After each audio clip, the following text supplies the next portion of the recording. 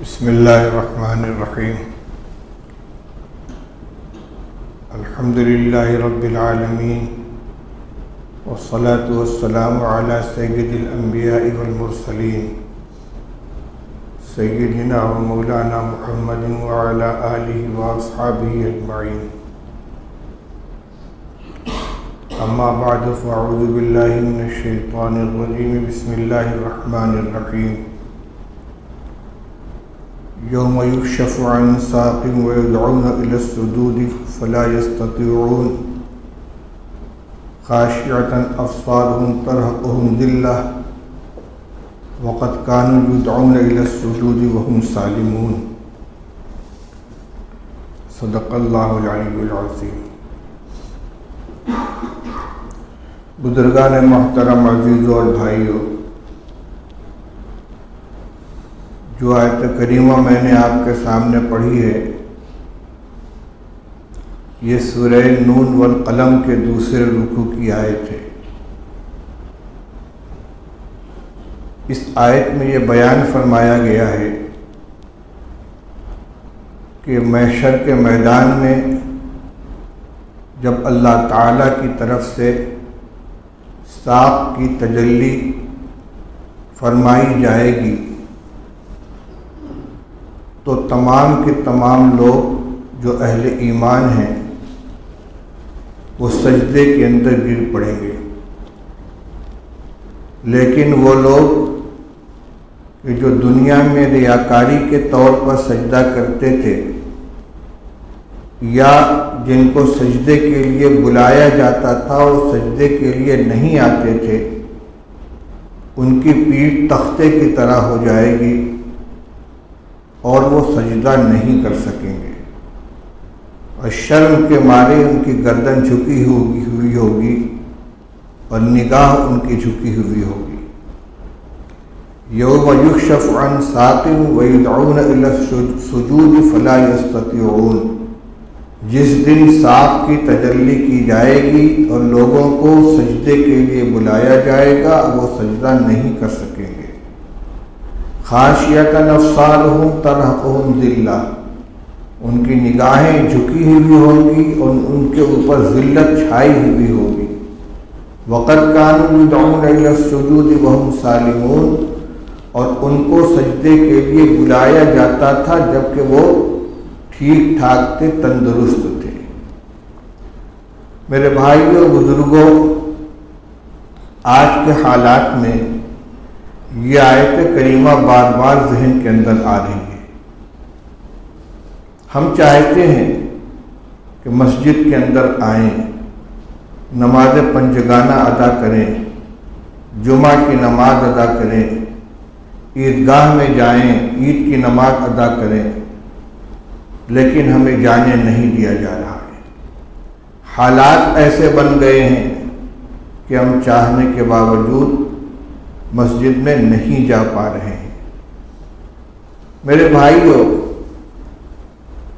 جس وقت حالات درست ہیں، کوئی رکاوٹ نہیں ہے، کوئی پابندی نہیں ہے، اس وقت اللہ کا منادی ہمیں پکارتا ہے، مسجد سے اذان کی آواز آتی ہے کہ چلو اللہ کے گھر کی طرف، چلو نماز کے لیے، چلو کامیابی کے لیے۔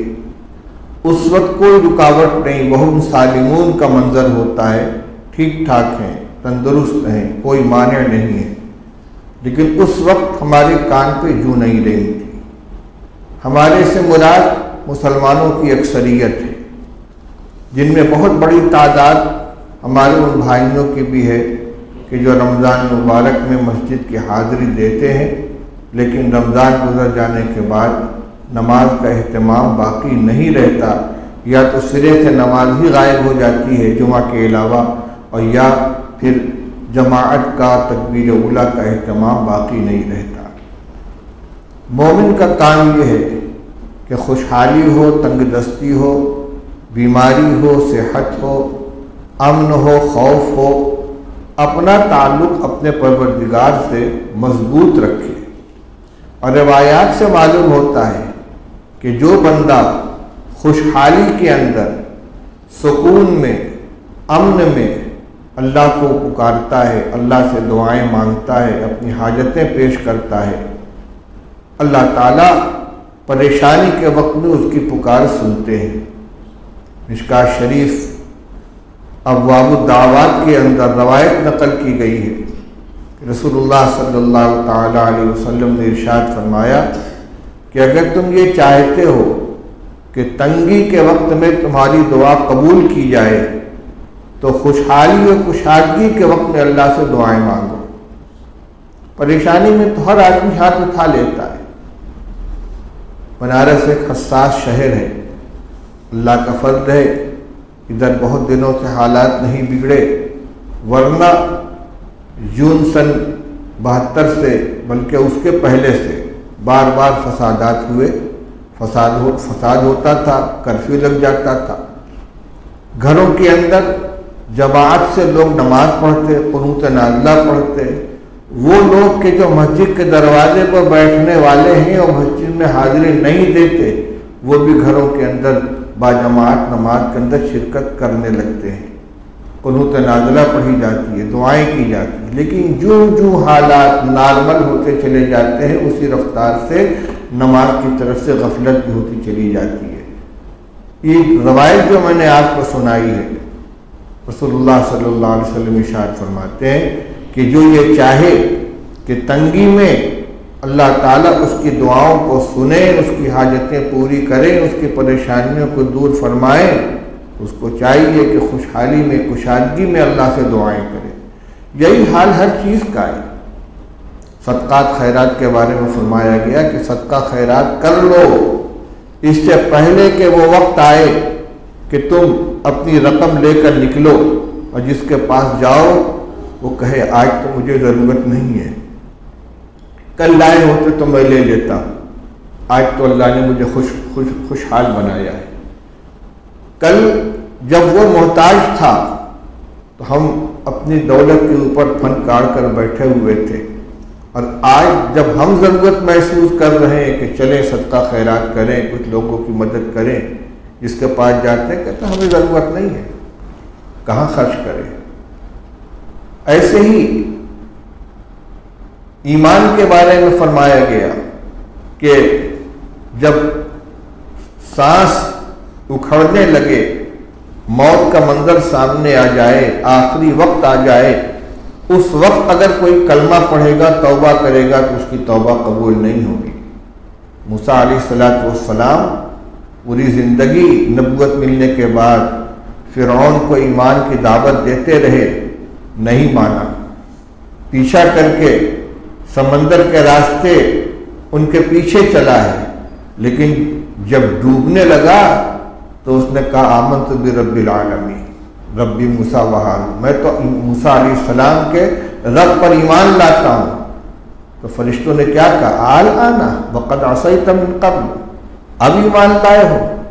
جب ایمان لانے کے لیے کہا جاتا تب نہیں لائے، اب تمہارا ایمان معتبر نہیں۔ میرے بھائیو، ہم سوچیں کہ ہم کن حالات سے گزر رہے ہیں، اللہ کرے یہ حالات بھی نکل جائیں، ختم ہو جائیں، لیکن ایسا نہ ہو کہ پھر اپنے ڈھرے پر ہم واپس آ جائیں۔ اسی طرح یہ رمضان کا مہینہ ہے، رمضان میں نمازوں کا اہتمام ہو جاتا ہے، تلاوت کا اہتمام ہو جاتا ہے، لیکن رمضان گزرنے کے بعد عام مسلمانوں کی دینی زندگی اپنے پرانے روش کے اوپر واپس آ جاتی ہے۔ یہ مطلب کی بندگی ہی بھی، ماحول ہے تو ہم بھی نماز پڑھ رہے ہیں، یا پریشان ہیں تو اللہ کے سامنے ہاتھ اٹھا رہے ہیں، اور جب سب ٹھیک ٹھاک ہو گیا تو اب ضرورت نہیں رہی۔ وہ ایک لطیفہ ہے نا کہ ایک شخص پیسے لے کے بازار جا رہا تھا، کسی نے پوچھا کہاں جا رہے ہو؟ کہ وہ بیل لینے جا رہا ہوں کھیتی کے لیے، بازار جا رہا ہوں بیل لاؤں گا۔ اس نے کہا انشاءاللہ کہہ لو۔ کہ انشاءاللہ کا کیا مطلب؟ پیسہ میرے جیب میں ہے، مارکیٹ سامنے ہے، بیل وہاں بک رہا ہے، جاؤں گا خرید کے لے آؤں گا۔ کہ اچھی بات ہے۔ راستے میں کسی نے اس کی جیب اڑا لی، اب وہاں پہنچا، معاملہ طے کر لیا، اب جو دیکھتا ہے تو جیب کٹی ہوئی۔ اب وہاں سے لوٹا، کوئی راستے میں ملا، کیا ہوا بھائی؟ کہ انشاءاللہ وہ پیسہ لے کر انشاءاللہ میں جا رہا تھا بیل لینے کے لیے، انشاءاللہ وہ کسی نے میری جیب کاٹ دی انشاءاللہ، کہ اب انشاءاللہ سے کیا ہوتا ہے؟ جب انشاءاللہ کا وقت ہے اس وقت تو انشاءاللہ کہا نہیں تم نے، اب جیب کٹنے کے بعد انشاءاللہ کر رہے ہو۔ یہ لطیفہ ہے، لیکن حالات یہی ہیں کہ جب پریشانی آتی ہے تب ہمیں اللہ یاد آتا ہے، اور جب خوشحالی ہو جاتی ہے تو بھول جاتے ہیں۔ اللہ تعالی ہمارے حال پہ رحم فرمائے اور اپنے در کی حاضری سے ہمیں محروم نہ فرمائے۔ اور جو شیخ رحمۃ اللہ علیہ نے بھی لکھا ہے، مشہور قصہ ہے کہ ایک شخص بازار میں اس نے کوئی سامان خریدا اور آواز لگائی کہ بھائی کوئی مزدور ہے جو میرا یہ سامان میرے گھر تک پہنچا دے۔ ایک مزدور تیار ہو گیا، اس نے کہا لیکن ایک شرط ہے کہ راستے میں اگر نماز کا وقت ہو جائے گا تو میں مسجد میں جا کے نماز پڑھوں گا۔ کہ ٹھیک ہے، سامان لے کے چلا۔ اتفاق کی بات، اذان کی آواز سنائی دی، بس اس نے سامان دروازے پر رکھا اور اندر چلا گیا۔ اب یہ صاحب جو سامان والے تھے، جو مسجد کی حاضری دینے والے نہیں تھے، یہ دروازے پر بیٹھے انتظار کر رہے ہیں۔ نماز ہو گئی، ایک آدمی نکلا، دو نکلا، تین نکلا، سارے نکل گئے اور وہ اندر ہی بیٹھا ہوا ہے۔ انہوں نے کہا کہاں ہو، آتے کیوں نہیں؟ کہ آنے نہیں دیتے۔ کہ کون آنے نہیں دیتا؟ اندر تو کوئی نہیں ہے۔ کہ وہی جو تم کو باہر سے اندر نہیں آنے دیتے، مجھ کو اندر سے باہر جانے نہیں دیتے۔ وہی جو تم کو باہر سے اندر آنے نہیں دیتا، وہ مجھے اندر سے باہر جانے نہیں دیتا۔ توفیق سے ہوتا ہے، ہم خدا نہ خواستہ ناتوفیقی نہ ہو جائے، اللہ کی طرف سے توفیق سلب نہ کر لی جائے، ایسی نافرمانی ہماری زندگی کے اندر خدا کرے نہ آئے۔ یہ رمضان مبارک کا آخری جمعہ ہے، عرف عام میں بھی اس کو الوداع کا جمعہ کہا جاتا ہے۔ بچپن میں دیکھتے تھے کہ جمعہ کے دن امام صاحب الوداع الوداع یا شہر رمضان، الفراق الفراق یا شہر الرحمت والرضوان پڑھتے تھے، اور لوگ بھی روتے تھے، اور آس پاس کے مکانات سے بھی ماؤں بہنوں کی رونے کی آواز آتی تھی۔ بہرحال یہ تو ایک اپنا عمل ہوا۔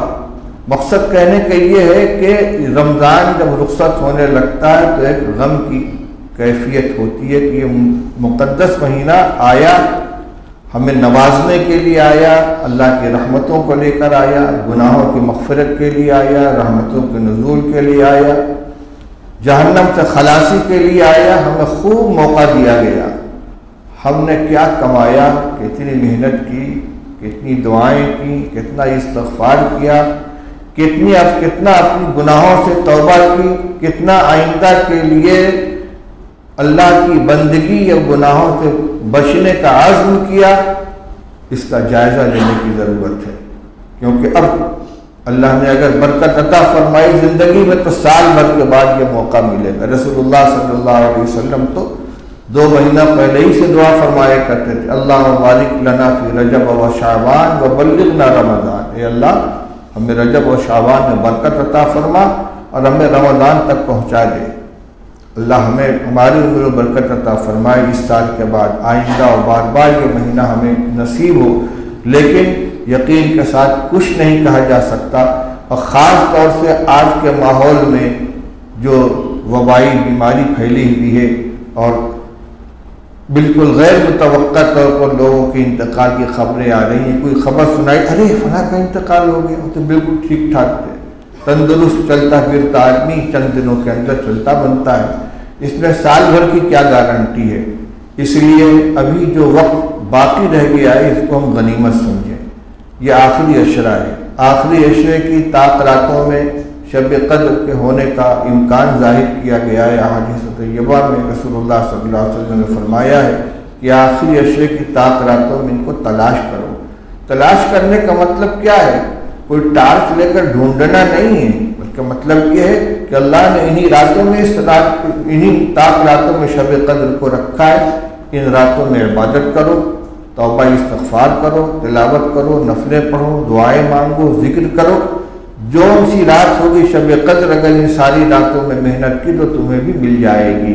یہ اللہ کی مصلحت ہے کہ اس کو متعین نہیں کیا، ان کے اندر عام رکھا، تاکہ اگر کسی کو ایک رات کی عبادت نصیب نہ ہو سکے تو دوسری رات میں کر لے، تیسری رات میں کر لے۔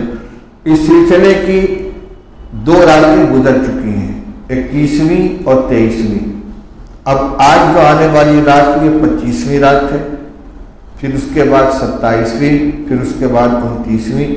شب قدر کے سلسلے کی یہ 3 راتیں باقی ہیں، اور ان میں بھی زیادہ متوقع جن کے اندر شب قدر کے ہونے کی امید ہوا کرتی ہے وہ 27ویں شب ہے۔ بعض صحابہ کرام تو قسم کھا کر کہتے تھے کہ 27ویں شب قدر ہے، لیکن بہرحال رسول اللہ صلی اللہ علیہ وسلم نے متعین نہیں فرمایا ہے۔ حضرت شیخ الحدیث رحمۃ اللہ علیہ نے فضائل رمضان میں شب قدر کے بیان میں یہ بات لکھی ہے کہ مختلف اللہ والوں کو اپنی علامات اور نشانات کے اعتبار سے رات مختلف طاق راتوں میں شب قدر کا احساس ہوا ہے، جس میں دعا کرتے ہوئے بے اختیار آنکھوں سے آنسو نکلنے لگتے ہیں، بدن میں تھر تھری سی پیدا ہو جاتی ہے، کیفیت تاری ہو جاتی ہے۔ لیکن ہر آدمی کو نہیں ہوتا، جو اللہ کے خاص بندے ہوتے ہیں ان کو یہ محسوس ہوتا ہوگا۔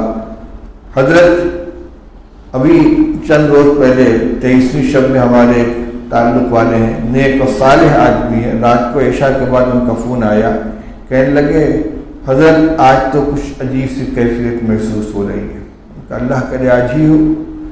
تو یہ متعین نہیں ہے، لیکن پھر بھی چاہے وہ گزر چکی ہو یا آئندہ آنے والی ہو، آخری عشرے کی ہر رات قابل قدر ہے، اور خاص طور سے تو آج کی 27 اور پھر 27ویں اور پھر 29ویں راتیں عبادت کرنے کی ہیں۔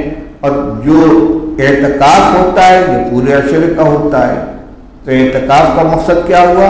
پورے عشرے کا اہتمام کرنا، اس لیے کہ آخری عشرہ جو جہنم سے خلاصی کا عشرہ ہے، تو اس میں عتق من النار کی دعا، اللہم اجرنی من النار، اللہم اعتق رقبتی من النار، اور رسول اللہ صلی اللہ علیہ وسلم نے جو دعا سکھلائی ہے حضرت عائشہ رضی اللہ تعالی عنہ کی درخواست پر، اللہم انک عفو تحب العفو فاعف عنی، ان دعاؤں کا اہتمام کرنا چاہیے۔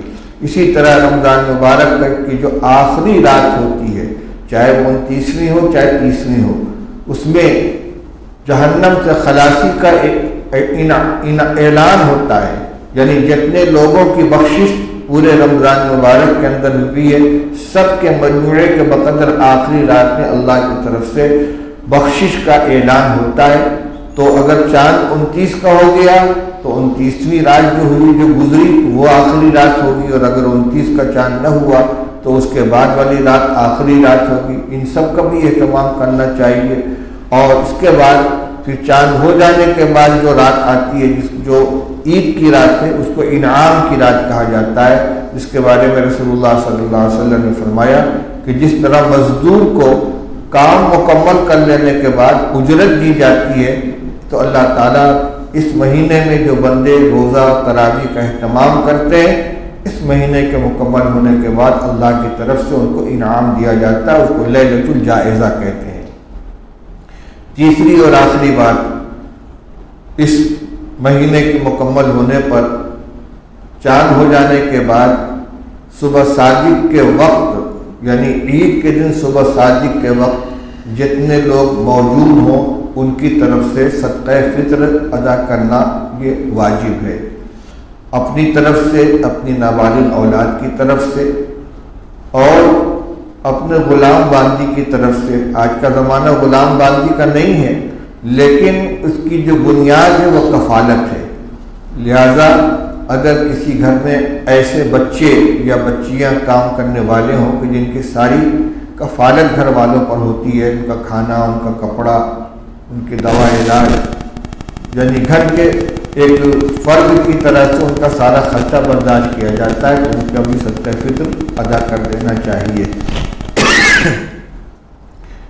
بالغ اولاد اور بیوی کا خرچہ گھر کے سربراہ کے اوپر نہیں ہے، لیکن جس طرح سارے خرچے مشترک ادا کیے جاتے ہیں تو صدقہ فطر بھی سب کی طرف سے ادا کر دینا چاہیے، مگر کسی دوسرے کا واجب اگر کوئی اور ادا کرتا ہے تو کم سے کم جس کا فطرہ ادا کیا جا رہا ہے اسے علم رہنا چاہیے. یعنی عورتوں کا فطرہ ادا کر رہے ہیں تو ان کو بتا دیں کہ آپ کا فطرہ ہم دے رہے ہیں، یا ان کے حصے کا پیسہ نکال کے ان کے ہاتھ میں دے دیں تاکہ وہ خود اپنے ہاتھ سے مستحقین کو دے دیں. ایک فطرہ کم سے کم پورا فطرہ ایک شخص کا ایک آدمی کو دینا چاہیے. اگرچہ تقسیم کرنے سے بھی ادا ہو جاتا ہے لیکن بہتر یہی ہے کہ ایک فطرے کی رقم کم سے کم ایک آدمی کو دی جائے، کیونکہ اس کے بارے میں رسول اللہ صلی اللہ علیہ وسلم نے فرمایا ہے کہ یہ روزے کا جو فدیہ ہے، فطرہ ہے، فدیہ نہیں، یہ صدقہ ہے، یہ دو مقصد سے ہے. طہرۃ للصیام من اللغو والرفث وطعمۃ للمساکین. یہ روزے کے اندر جو کچھ کمی کوتاہی رہ گئی ہے اس سے پاکی کا بھی ذریعہ ہے اور مسکین کے لیے ایک کھانے کا انتظام ہے. تو ایک فطرہ ایک آدمی کا ایک دن کا کھانا بنتا ہے، ایک سے زیادہ دے دیں گے تو کوئی حرج نہیں ہے. آج کے ریٹ کے اعتبار سے 50 روپیہ یہ سب سے کم والا فطرہ بنتا ہے، یعنی گیہوں کے آٹے کے حساب سے. ویسے اگر کوئی دینا چاہے کشمش اور جو اور چھہارے کے اعتبار سے اللہ نے استطاعت دی ہو تو وہ 1000 روپے سے اوپر بھی جاتا ہے، لیکن کم سے کم فطرہ یہ ہے.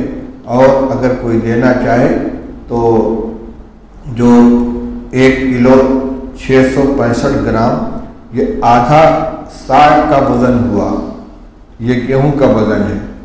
اس کا ڈبل چھہارا اور کشمش کی قیمت جو ہوگی وہ اس کی قیمتی صدقہ فطر کی ہوگی. اگر اللہ تعالیٰ ہمت اور استطاعت عطا فرمائے تو زیادہ دینا چاہیے، لیکن کم سے کم 50 روپیہ فی نفر کے حساب سے صدقہ فطر ادا کر دینا چاہیے.